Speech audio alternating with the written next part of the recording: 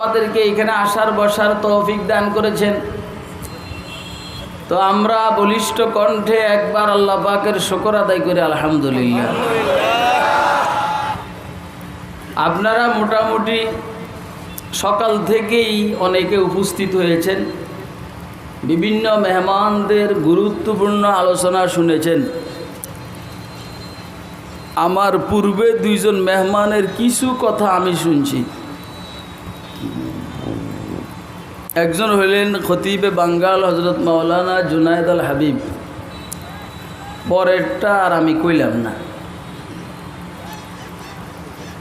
পরেরটা বুঝছেন না? হ্যাঁ, ওনার কিছু কথা আমি শুনছি। ওই যখন বলছে যে এইটা নাসিরনগরের মানুষ বাংলা বুঝেনি, এই সমস্তগুলো আমি শুনছি। পরে এরা আমারে ধইরা কই জানি নিয়ে জয় বেটা তোর এটা দিতে কইছি আমি। রসুলের সিরতের মধ্যে কি ওয়াজের টাইমে চা খাওয়া আছে? কথা কো, হযরত রসুল আকরামের সিরতের মধ্যে বয়ানের টাইমে চা খাওয়া আসেনি, তো তুই উল্টা করস্কা। পরে আজকের মাহফিলের প্রধান অতিথি বেফাকুল মাদারিসিল আরবিয়া, বাংলাদেশের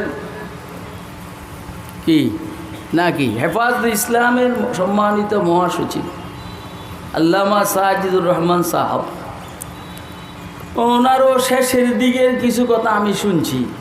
এটা আমি কেয়াস করে নিছি যে পিছনের কথাগুলো কোন দাসের হয়েছিল। এখন হইল আমার পালা। আসলে সিরত তো বিশাল ব্যাপার। এইখানে একটা মানুষ নয়, সারা দুনিয়ার সবাই মিলে কিয়ামত পর্যন্ত রসুলের সিরত আলোচনা করলে শেষ হবে না। এটা হলো বাস্তবতা। তো প্রত্যেকে তার হাওসালা অনুযায়ী, যোগ্যতা অনুযায়ী কিছু কিছু বলে। আমিও একটা বিষয়ে আপনাদের সামনে আলোচনা করার নিয়তে কোরআনে মাজিদের সূরা আহজাব থেকে একেবারেই প্রসিদ্ধ একটি আয়াতে শরীফা তেলাওয়াত করেছি এবং সরকারে দো জাহাঁ মুহাম্মদ আরবি সাল্লাল্লাহু আলাইহি ওয়াসাল্লামের ছোট একটা হাদিস শরীফ আপনাদের সামনে পাঠ করেছি। আলোচনা হইল সিরতের। ওই মানুষটার সিরতে বেশি সুন্দর হয় যে মানুষটার সুরত সুন্দর। আপনারা একটা মানুষকে দেখে বলেন যে না তার চেহারার কাটিংটা ভালো, আরেকজনে কয় যে হ্যাঁ না এই মানুষও ভালো, অর্থাৎ সিরতও ভালো। চেহারা ভালো, সিরত ভালো। ইলতামিসুল খায়রা ফি ইহসানিল বুজুহ, সরকার তো আলম সাল্লাল্লাহু আলাইহি ওয়াসাল্লাম ইরশাদ করেছেন, তোমরা খায়ের কল্যাণকে খুঁজ করো সুন্দর চেহারার মধ্যে। সাদা চেহারা না, সুন্দর চেহারা। সুন্দর চেহারা কাকে বলে? যেটা নজর পড়লে আর নজর অন্যদিকে যায় না। বুঝেন এই কথা? কিছু মানুষ আছে সাদা, যেমন ইউরোপিয়ানরা দেখতে সাদা কিন্তু সুন্দর না, মানুষের মনোযোগ আকর্ষণ করে না, ফেত্তিনির মতো লাগে। কথা কয় না? কিসের মতো? জো বাইডেনের চেহারা সাদা কিন্তু এটা ফেত্তুনি। কথা কয় না? বুঝে না কথা কি? ডোনাল্ড ট্রাম্প চেহারা সাদা বা লাল গোরা, ফেত্তিনি, চেহারার মধ্যে আকর্ষণ নেই। ভ্লাদিমির পুতিনের কথা আর বললাম না, পার্শ্ববর্তী বন্ধু রাষ্ট্রের বন্ধু মানুষ, এর চেহারাও কিন্তু খারাপ না, আস্থা কষাই। কথা কয় না কেন? কথা বুঝবেন কিন্তু। হে আল্লাহ, ফি ইহসানিল উজুহ, সুন্দর চেহারা যেটা মনোযোগ আকর্ষণ করে। এইখানের যতগুলো মানুষ বসছেন আলহামদুলিল্লাহ প্রত্যেকটা মানুষ এতটা সুন্দর যে আমি আমার চোখকে অন্যদিকে নিতে মনে চায় না। তার মানে তার ভিতরে ইমানের যে নূরটা, তার ইমানের নূরটা তার চেহারায় পরিস্ফুটিত। আপনি যদি একটু বুদ্ধিমান হন, আচ্ছা আমার সময় কতক্ষণ সভাপতি সব? আজান পর্যন্ত আসরে। আজান কয়টায়?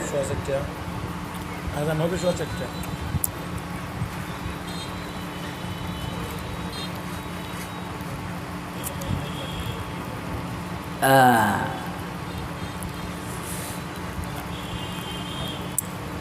দেখতে সুন্দর একটা মানুষ, বাহিরে সুন্দর ভিতরে কালো, এ একটা।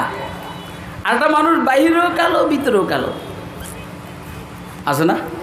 কিছু নাস্তিকের বাচ্চা, ও একদম নাস্তিক কমো না, অন্তত কাউয়াটা কই, নাস্তিক কইলাম না, কাউয়া বলি। বাহিরেও কালো ভিতরেও কালো, ঠিক আছে না? তার বাহিরেও কালো ভিতরেও কালো। আর আরেকজনের কথা বলি, বাহিরে কালো ভিতরে এসো এই পরিমাণ ভালো। হুজুর সাল্লাল্লাহু আলাইহি সাল্লাম স্বপ্ন যুগের কোনো এক মেরাজে ওনার জুতার আওয়াজ হুজুরের আগে আগে জান্নাতে শুনছে। বলেন তো কে? বলেন কে? তাইলে বাহিরে কালো ভিতরে সুন্দরে ভরা, বাহিরে সুন্দর ভিতরে কালো। এই যে নাম কইলাম কতক্ষণ কয়েকজনের, বাহিরে কালো ভিতরেও কালো, বাহিরে কালো ভিতরে সুন্দর। আর আম্বিয়া আলাইহিমুস সালাতু ওয়াস সালাম মাশাআল্লাহ বাহিরেও সুন্দর ভিতরেও সুন্দর। প্রত্যেক পয়গম্বর ওনার যুগের সবচেয়ে সুন্দর হয়ে থাকে। সাইয়েদুনা ইউসুফ আলাইহিস সালাম, মুহাম্মদ আরবি সাল্লাল্লাহু আলাইহি সাল্লাম ব্যতীত সবচেয়ে বেশি সুন্দর সব যুগের। আর হুজুর সাল্লাল্লাহু আলাইহি সাল্লাম সর্বকালের শ্রেষ্ঠ সুন্দর। এগুলো হলো সুরত। কি পরিমাণ সুন্দর! সাহাবায়ে কেরামের বক্তব্য এখন বাদ। অমুক সাহাবী এভাবে দেখছেন হুজুরকে, অমুক সাহাবী এভাবে দেখছেন হুজুরকে, অমুক সাহাবী এভাবে দেখছেন হুজুরকে। সময় হলে তিরমিজির মধ্যে প্রায় 56টা অধ্যায়, 400-র উপর হাদিস এসেছে শুধু রসুলের সৌন্দর্য বয়ানের জন্য।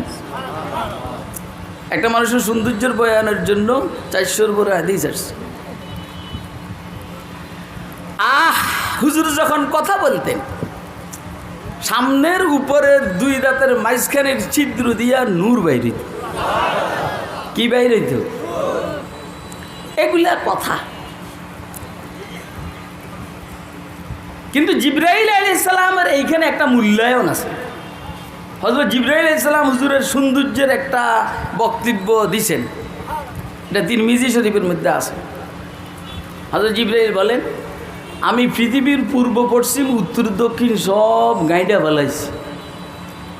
মুহাম্মদুর রাসূলুল্লাহ সাল্লাল্লাহু আলাইহি সাল্লামের সাথে সুন্দর, দৃষ্টিনন্দন, ভদ্র কোনো মানুষ আমি দেখি নাই।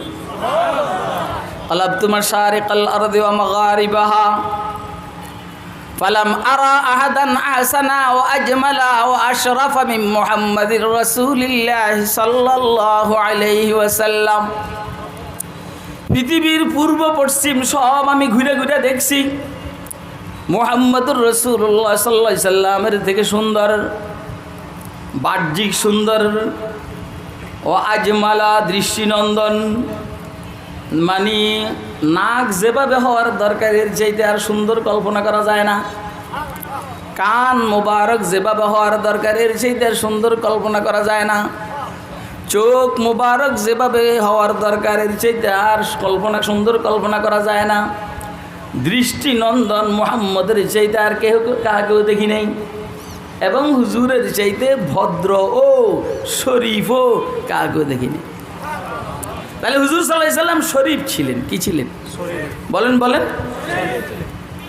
আমদ শরীফ না, শরীফ, হাকিকাতান শরীফ। এই জন্য আপনাদেরকে আমি একটা কথা এখানে আমি সুযোগ পাইছি দেখে একটু ঢুকেই দিতেছি, সেটা হইল যারা রসুলের শিক্ষানীতি আর চরিত্র নীতিকে অনুসরণ করবে, সিরতের মূল কথা দুইটা, একটা ইলম আর একটা আখলাক। যারা রসুলের শিক্ষানীতি আর চরিত্র নীতিকে অনুসরণ করবে, এদের চাইতে শরীফ আর ভদ্র মানুষ পৃথিবীতে হয় না। তাইলে আপনারা 2021-এ যাদেরকে জেলে ঢুকাইছেন সব শরীফরে আপনারা ঢুকাইছেন। আরে কথা কয় না? 2013-এ আপনারা যাদেরকে শাপলা চত্বরে শহীদ করেছেন, পৃথিবীর শরীফ মানুষগুলোকে আপনারা শহীদ করেছেন। কথা কয় না? এর অর্থ হলো এতদিন যারা ছিল চেয়ারে, মৌলবীরা অপোজিশনে ছিল, অভদ্ররা চেয়ারে ছিল, ভদ্ররা বাইরে ছিল। আর এখন ভদ্ররা এই চেয়ারে, অভদ্ররা দেশের থেকে ফলাইছে। কথা কয় না কেন? বুঝতেছেন কথা?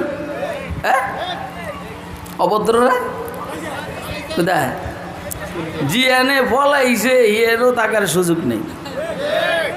কারণ এটা কূটনৈতিকভাবে তারা চাপের মধ্যে আছে যে এর এইখানে রাখা যাবে না। আবার বলে কি, আমি বাংলাদেশের বর্ডারে আসি, ছট করে ঢুকে যাব, ছট করে ঢুকবি, ছট করে কানটা সাবি ধরে কাশিমপুর কারাগারে ঢুকাবো। আমার ওয়াজ তো মন হয় আপনারা বুঝেন না। দেখি কে কে বুঝেন, একটা হাতের দেখান তো।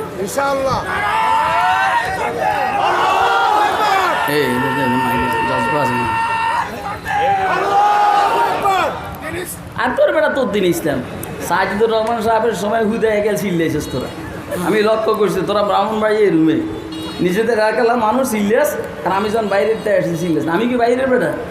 এটা আমি তো তো দেয় অনেকের তালিম। একটু মজাক করলাম আর কি।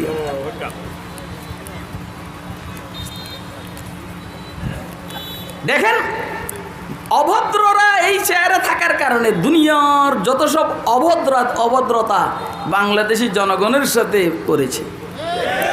আর ভদ্ররা এখানে বসার কারণে মুহাম্মদ সাল্লাল্লাহু আলাইহি সাল্লামের ভদ্রতার শিক্ষা যে গায়রে কওম, সংখ্যালঘু যারা, এদের মন্দির পর্যন্ত হেফাজত করে। হুজুরের ভদ্রতা কি দেখবেন, শুনবেন। জিহাদের ময়দানে একটা অমুসলিম মেয়ে গ্রেফতার হয়েছে, তার মাথার মধ্যে ওড়না নাই। সরকারে দো আলম সাল্লাল্লাহু আলাইহি সাল্লাম তার মাথার উপরে ওড়না পরাইয়া দিছে। ওই যে সে অমুসলিম হোক, কিন্তু সে মেয়ে। আমারও মেয়ে আছে, এও কারো মেয়ে। আমারও মা আছে, সেও কারো মা। কথা কয় না কেন? আর অভদ্ররা মন্দির ভাঙ্গা ভদ্রদেরকে দোষ দেয়। আপনারা আমার কথা বুঝতেছেন না? বুঝতেছেন? আমার বয়ানের স্টাইল এটা, আমি কথা কালেকশন করি আর চেষ্টা করি যে আপনার রগের ভিতরে, দিলের ভিতরে ঢুকতেছে কিনা। হুজুর কি পরিমাণ ভদ্র ছিলেন আর শরীফ ছিলেন। আচ্ছা, আপনাদের দেশে কোনো বয়স্ক মহিলা যুবকের কাছে বিবাহের প্রস্তাব দেয়নি? শরম যা আমার বয়স বেশি, আমি এই যুবকের কাছে, আমার ছেলের বয়সের যুবকের কাছে বিবাহের প্রস্তাব দিব, এটা একটা শরম না? কিন্তু খাদিজাতুল কুবরা রাদিয়াল্লাহু তাআলা আনহা হুজুর সাল্লাল্লাহু আলাইহি সাল্লামের কাছে সরাসরি বিবাহের প্রস্তাব দিছে। সরাসরি 40 বছরের খাদিজা। আরবের লিডাররা বিবাহের প্রস্তাব দেয়, কয় যে না ড্যাম কিয়া, তোরা লিডার ঠিক, কিন্তু তোরা অভদ্র। একটা এমপি ঠিক অভদ্র, মন্ত্রী ঠিক অভদ্র, প্রধানমন্ত্রী ঠিক অভদ্র। রাষ্ট্রপতির কথা বললাম না, যদি বলতাম তো বলতাম অভদ্র। কথা কয় না? ওয়াজ বুঝেন না? আমি অর্ধেক বলি আর বেশ অর্ধেক ভিতরে রাখি। রাষ্ট্রপতির কথা আমি বলি নাই, উনি সম্মানী মানুষ, যদি বলতাম অভদ্র।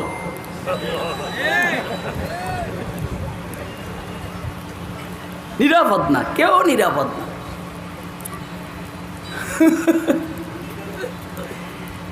100 সেঞ্চুরি করছে, 100 বার। জাহাঙ্গীরনগর বিশ্ববিদ্যালয়ের এক ছাত্র আকাম করছে কতবার? 100 বার। ফ্যাসিস্ট সরকারের ওনার নাম নিয়ে আমি আমার জবানকে অপবিত্র করতে চাই না। ফ্যাসিস্ট সরকারের ওই ছেলেকে সুস্বাগতম জানাইছে, মাশাআল্লাহ তোর কাছে মাল আছে। কথা বুঝতেছেন আপনারা? মাশাআল্লাহ তোর কাছে মাল আছে, তুই 100 জন লোকে ভাটছস।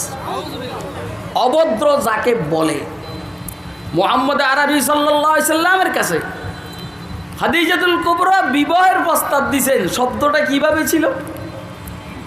ওয়াল্লাহি ইয়া মুহাম্মদ ইন্নী কাদ রাগিবতু ফিকা। মুহাম্মদ, আমি তোমার প্রতি আকৃষ্ট। এটার এখনকার ডিজিটাল শব্দ হইল I love you. I love you, এটা এখনকার ডিজিটাল শব্দ আই লাভ ইউ, কিন্তু তখনকার অ্যানালগ হইল আমি তোমার প্রতি আকৃষ্ট। দুই কারণে, লিহুসনে খুলুকিকা ওয়া সিদকি হাদিসিকা। এটা নোট করে রাখতে পারলে ভালো।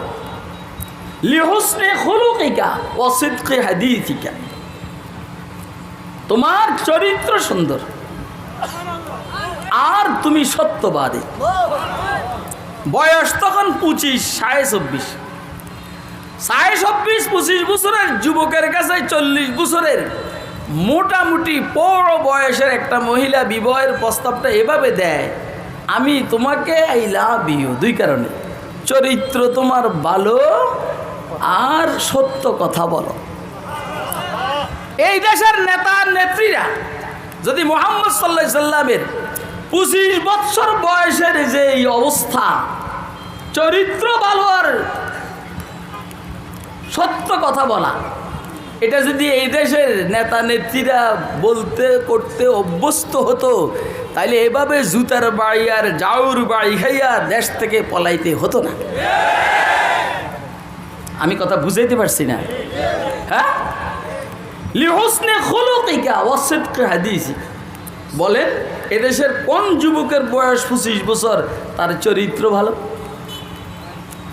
একটা যুবক আপনি দেখান তার চরিত্র ভালো, সে ইফটিজিং করেনি, কোনো মেয়েকে উত্তেক্ত করেনি, দাঁড়াইয়া প্রস্রাব করেনি, শেভ করেনি, বিড়ি সিগারেট টানেনি, গাঁজা খায়নি, কোনো না কোনো একটা দোষে সে দোষী। কথা কয় না কেন? কোনো না কোনো একটা দোষে দোষী। চরিত্র ভালো, আলহামদুলিল্লাহ, সুম্মা আলহামদুলিল্লাহ। সিরাতুন নবী সাল্লাল্লাহু আলাইহি সাল্লামের ফাউন্ডেশন যেটা, এই ফাউন্ডেশনের দায়িত্বে যারা আছে ওলামায়ে কেরাম, আপনি একটা মৌলবীর বয়স 25 বছর, আপনি এটা দেখাইতে পারবেন না যে সে কোনো মেয়েকে উত্তেক্ত করেছে। কথা কয় না? এই মাইক দাঁড় করাই দিয়ে আমার কষ্ট হইতেছে।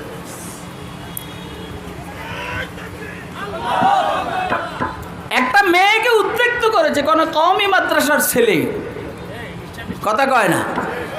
আপনি দেখাইতে পারবেন?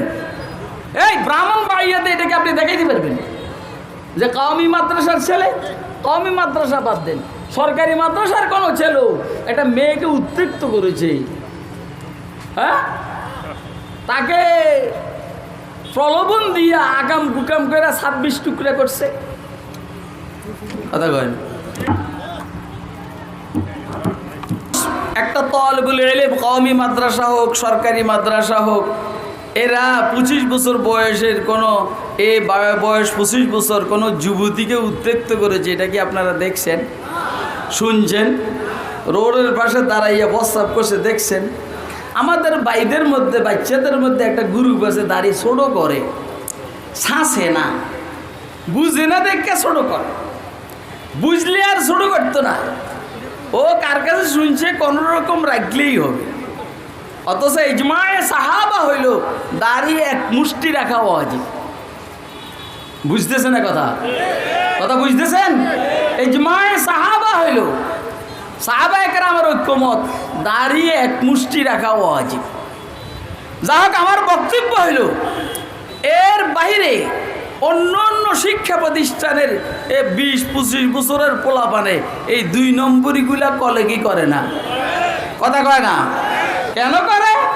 ওরা রসুলের সিরতের শিক্ষা পায় না, আর মাদ্রাসাওয়ালারা রসুলের সিরতের শিক্ষা পায়। এই জন্য মাদ্রাসাওয়ালারা রসুলের থেকে সুন্দর চরিত্রটা নিয়ে নেওয়ার কারণে এরা এই 2 নম্বরীগুলা করে। কথা কয় না? আমি কথা বুঝে দিবেন। 1 নম্বর, তো হযরতে খাদিজাতুল কুবরা হুজুরের কাছে প্রস্তাব দিয়েছেন, পরে এটা বলার পরে আরেকটা মহিলারও দায়িত্ব দিয়েছেন, নাসিমা বিনতে উমাইয়া, এরও প্রস্তাব দিয়েছেন, তুমি যদি মুহাম্মদ সাল্লাল্লাহু আলাইহি সাল্লাম রে মুহাম্মদ বিন আব্দুল্লাহকে আমার সাথে এঙ্গেজ করাইতে পারো, মাল দিব, মাল কি দিব, আসলে কি কয় হ্যাঁ। যাইয়া এবারে নাসিমা বিনতে উমাইয়া কয় যে এই বিয়ে করবে না। যারা মিডিয়া হয় তারা এভাবে কথা বলে, বিয়ে করবে না। তো হুজুর বলেন আমার কাছে তো কিছু নাই, আমারে কে বিয়ে বিবাহ করবে বা আমার কাছে কে বিবাহ বসবে? তুমি যদি বলো তাহলে খাদিজা বিনতে খুয়াইলাতকে আমি তোমার কাছে বিবাহের ব্যবস্থা করে দিই। দেখছো সুবহানাল্লাহ কয় না? বুঝলাম আপনারা জানেন, কিন্তু এটা রসুলের সিরত। জানার পরও কারো মুখে কথা শোনার পরে না জানার বাপ দইরা তাকে খুশি করার জন্য সুবহানাল্লাহ বলা, এটা রসুলের সিরত।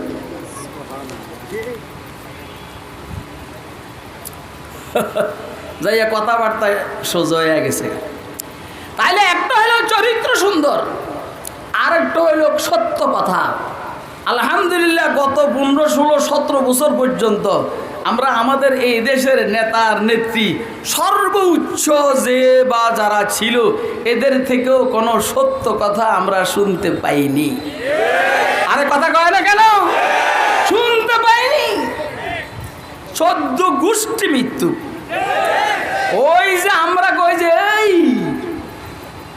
এই কলা মানে কলা বিক্রেতা এখন কলা হয়ে গেছে, রিক্সাওয়ালা না রিক্সাওয়ালা এখন রিক্সা হয়ে গেছে, বাদামওয়ালা এখন বাদাম হয়ে গেছে, জায়দুন আদলুন মুবালাগা, এখন এরা মিথ্যা হয়ে গেছে। অমুক নেতা মিথ্যা, বুঝে না কথা। আর বেটা আমি এখন তোমাদেরকে নাহবে মির পড়াইতে আছি। অমুক নেতা মিথ্যা, কথা কয় না। অমুক নেত্রী চুরি, চোর না চুরি, ওরও কথা কয় না কেন? এটা মুবালাগাতান শব্দ এভাবে। অমুক নেত্রী চুরি, অমুক নেত্রী মিথ্যা, অমুক এমপি মিথ্যা।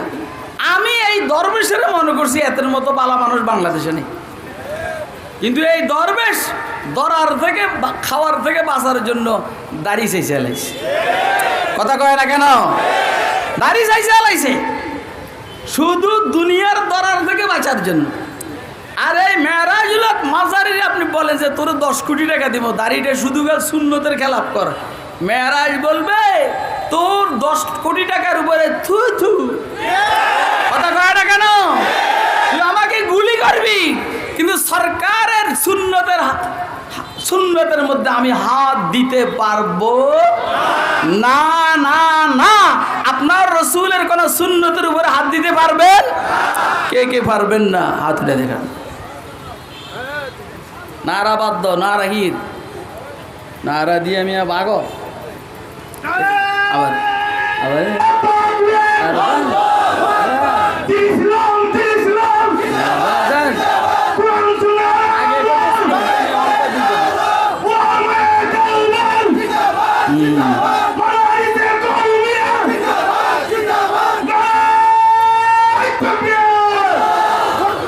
আমি জোর করে স্লোগান উসুল করার মানুষ না, স্লোগান শুনুইয়া মানুষ ভিন্ন।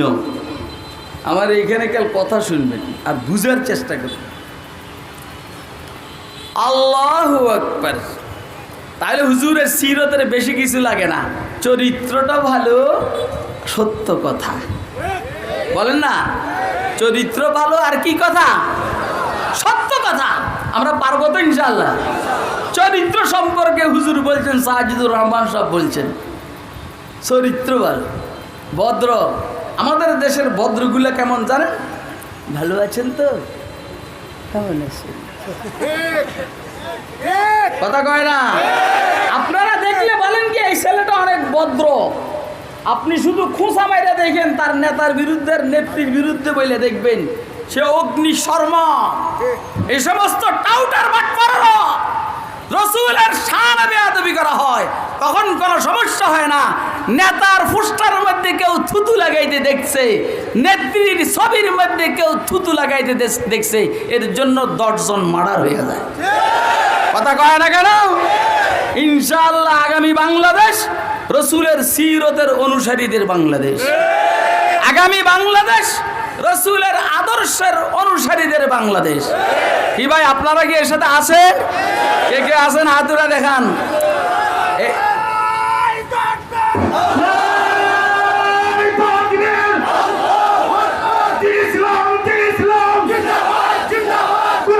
আমার সময় নষ্ট নাই।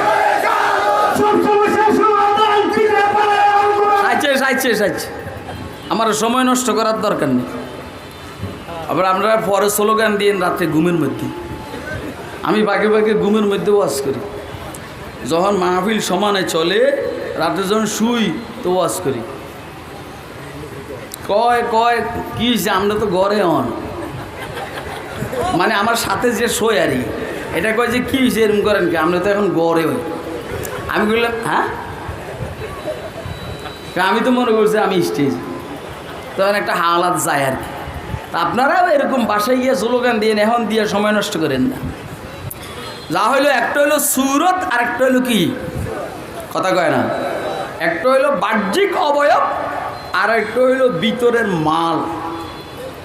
রসুলের সিরতের খোলাসা, যে কোনো পয়গম্বরের সিরতের খোলাসা 2 জিনিস, একটা হলো এলেম আর একটা আখলাক। তা আমি আজকে সুনির্দিষ্ট একটা বিষয়ে কথা বলার জন্য পড়ছি, কিন্তু কি যে হয়েছে কোন দিকে গেছে গা আমার জানা নাই, আমি টান দিছি। আবার রসুলের সিরতের প্রথম বিষয় হইল আল্লাহর হাবিব সাল্লাল্লাহু আলাইহি সাল্লাম সহ সমস্ত আম্বিয়া আলাইহিস সালাম মাসুম। বলে মাসুম মানে গুনাহের থেকে পবিত্র। হুজুর সাল্লাল্লাহু আলাইহি সাল্লাম সহ সমস্ত পয়গম্বরের সিরতের একদম ফাউন্ডেশন যেটা, সেটা হইল গুনাহের থেকে পবিত্র। পয়গম্বরের পূর্বে গুনাহের থেকে পবিত্র, পয়গম্বরের পরে তো গুনাহের থেকে পবিত্র বটেই। কথা কয় না, ইসমতে আম্বিয়া বলে এটাকে। অথচ এ দেশের নয়, অনেকেই আম্বিয়া আলাইহিস সালামকে গুনাহের থেকে পবিত্র মনে করে না।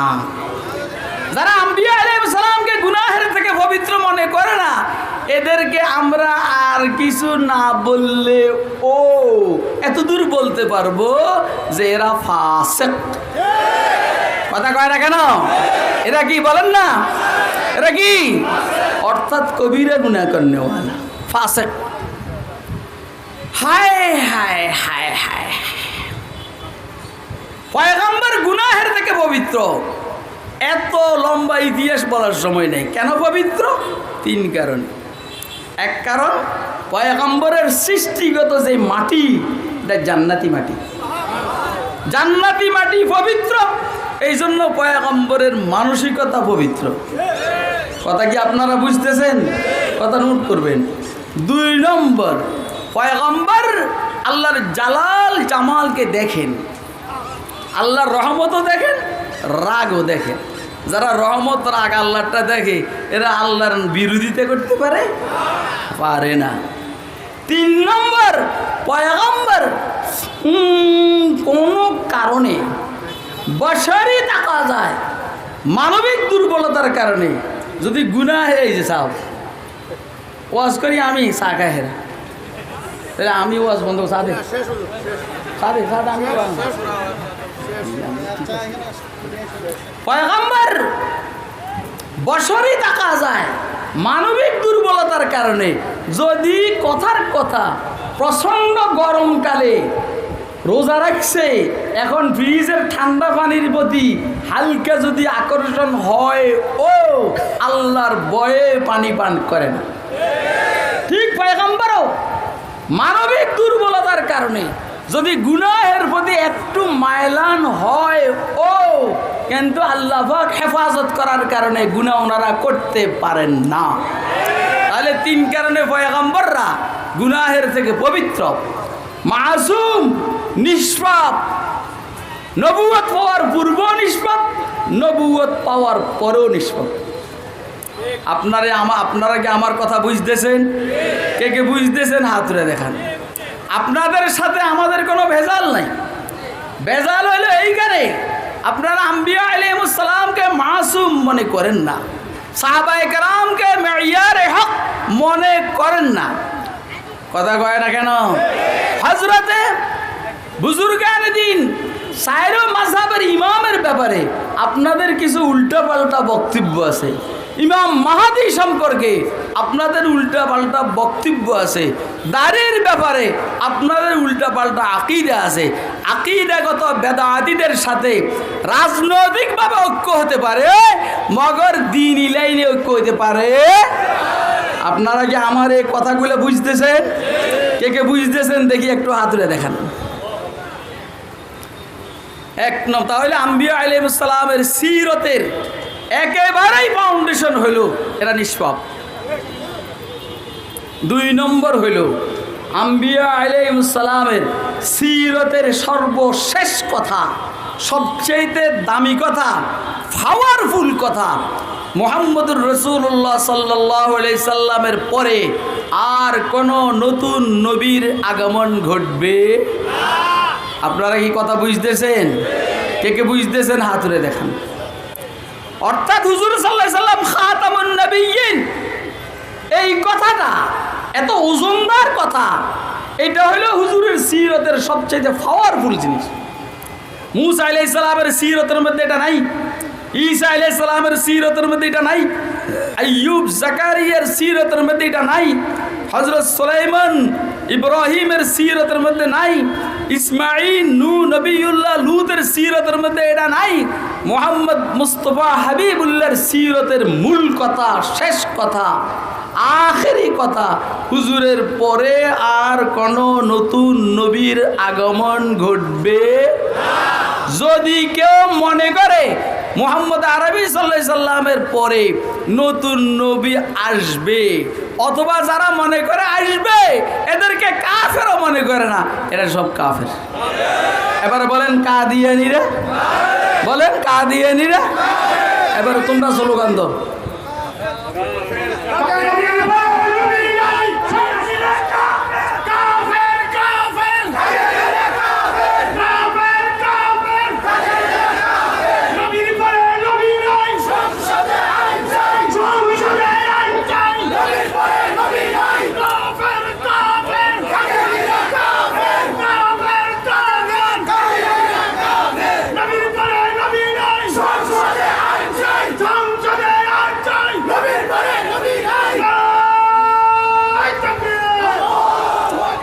আপনারা কি আমার এই কথাটা বুঝছেন? আরে কথা কয় না।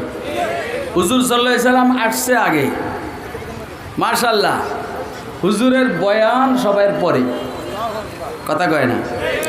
এই হুজুরের পোস্টারে, নবুয়তের পোস্টারের নাম সবার আগে। হুজুর নিজে বলছেন কুনতু নবিয়ান ওয়া আদামু বাইনাল মাই ওয়াত তিন, আমি তখনও নবী যখন আদমের সৃষ্টির নামগন্ধ নাই। এটা মতলবী তরজুমা। আদম মাটি আর কাদার মাঝে, আমি তখনও নবী। নন অফিসিয়াল হুজুর বহুত আগের থেকে নবী, অফিসিয়াল নবী 40 বছরের পরে, কিন্তু নন অফিসিয়াল নবী সাইয়েদনা আদমের সৃষ্টিরও আগে। ওরও কথা কয় না কেন? সাইয়েদনা হযরত জিবরাইল আলাইহিস সালামকে হুজুর সাল্লাল্লাহু আলাইহি সাল্লাম জিজ্ঞাসা করছেন যে ভাই তুমি বড় না আমি বড়? জিবরাইলকে জিজ্ঞাসা করলেন ভাই কি হয়েছে, কি হয়েছে? আরে কি হয়েছে? তো ডাক দিবে, এরা এত নরম বানায় কেন? এত বড় বানাইবার অর্থ হলে এটা ভরাই তৈব, সবাই বসতে হবে, তো এটা ভরবে, তাইলে বানাইতে ভুল করছে। এটা যদি নাকি ও করতো তো কইছে যে ডাইবে গেছে গা। কি ডাইবে গেছে গা? ওই যে কি বলো মানে ওই যেটা হ্যাঁ, আরে না, আরে বিভিন্ন ব্রিজ বানাইছে না, হ্যাঁ অন বাসের কথা কইতে আসি না আমি। পদ্মা সেতু না, আরে যাত্রাবাড়ি ফ্লাইওভার, অমুক ফ্লাইওভার, ওই অমুক ফ্লাইওভার যদি ডাইবে যাইতো তো তোমরা ওরে নিয়ে বকা বাধ্য করতে। এখন যে তোমাকে ওটা ডাবে, এই মেয়ে, এখন যে তোমাদেরটা ডাবে, অন্যের বদনাম তখন করবা যখন নিজের মধ্যে বদনাম না থাকে। সামান্য একটা ইয়ে বানাইছো স্টেজে যাইবে গেছে, আর ওই বেডি চুরি করছে আর যায় করছে, করছে তো কথা কয় না কেন? চুরি করছে আর যায় করছে, করছে তো তো কো ডাবে না তো? এনে তোমরা চুরি করো নাই কিন্তু ডাবছে। এই সবাই এনে চাইবা বসো, ডাইব লুকির লেগে আরো ডাবাও, তাহলে সামনের দিকে আর ডাবিঞ্জা বানাবে, কথা কয় না? তাহলে হুজুরের সিরাতের একদম সর্বশেষ কথা, দামি কথা, হুজুরের পরে আর কোনো নতুন নবীর আগমন ঘটবে যদি কেউ মনে করে আসবে, তাহলে সে কি বলেন? সে কি? আর কিচ্ছু লাগে না, যে আয়াত আমি তেলাওয়াত করছি এটাই যথেষ্ট। মা কানা মুহাম্মাদুন আবা আহাদিম মির রিজালিকুম ওয়ালাকিন রাসূলুল্লাহি ওয়া খাতামান নাবিয়্যিন ওয়া কানা আল্লাহু বিকুল্লি শাইইন আলিমা। আল্লাহু আকবার। মা কানা মুহাম্মাদুন আবা আহাদিম মির রিজালিকুম ওয়ালাকিন রাসূলুল্লাহি ওয়া খাতামান নাবিয়্যিন ওয়া কানা আল্লাহু বিকুল্লি শাইইন আলিমা। কি সুন্দর কথা! আল্লাহ খতম নবুয়তের মাসালা, এটা উম্মতের ইজমাই মাসালা। সাইয়েদনা সিদ্দিক আকবর যখন খলিফায়ে রাসূলুল্লাহ হন, ওনার সময়ে সর্বপ্রথম যে যুদ্ধটা হয়েছে সেটা খতম নবুয়তের বিরোধীদের বিরুদ্ধে যুদ্ধ হয়েছে, অর্থাৎ মুসাইলামাতুল কাজ্জাবের বিরুদ্ধে, কথা কয় না? আসওয়াদে আনাসির বিরুদ্ধে, মালিক বিন নুয়াইরার বিরুদ্ধে, সাজায়ের বিরুদ্ধে। এটা সর্বপ্রথম ইজমা হয়েছে, সর্বপ্রথম যুদ্ধ হয়েছে। হাদিকাতুর রহমানে মুসাইলামাতুল কাজ্জাবের নাম দিছে হাদিকাতুর রহমান, আমাদের ওলামারা নাম দিছে হাদিকাতুশ শয়তান। এই হাদিকাতুর রহমানে খতম নবুয়তের আকীদাকে সরকারিভাবে প্রতিষ্ঠিত করার জন্য শুধু 1200 হুফাজে কোরআন শাহাদাত বরণ করেছে। এখনো আমরা যে ছাত্র জনতার বৈষম্য বিরোধী আন্দোলনে 1500 আর 2000 শাহাদাত বরণ করেছে, খতম নবুয়তের কথাটা এইখানে ছিল না। আমি এখন আপনাদেরকে তো জানতে চাই, এই দেশে খতম নবুয়তের আকীদাটা সরকারিভাবে সংসদের মাধ্যমে প্রতিষ্ঠিত হোক, এটা কি আপনারা চাননি? কে কে চান? হাত ধরে দেখান না। যদি চান তাহলে কমপক্ষে তখন যদি 1200 সাহাবায়ে কেরাম শাহাদাত বরণ করে, অন্তত বাংলাদেশের 12,000 মুসলমান যদি শাহাদাত বরণ করার প্রস্তুতি নেয়, তা আমরা আশা করতে পারি ইনশাআল্লাহ সংসদের মাধ্যমে হুজুরের খতম নবুয়তের আকীদা তার বাস্তবায়ন ঘটবে। কে কে তৈরি আছেন? হাত তুলে দেখার মেহরবানি করে। শহীদ হওয়ার জন্য এর আগামিয়া ছিলেও না। কে কে খতম নবুয়তের আকীদার বাস্তবায়নের জন্য শহীদ হতে চান? হাত উঠান এবং দাঁড়াইয়া যান।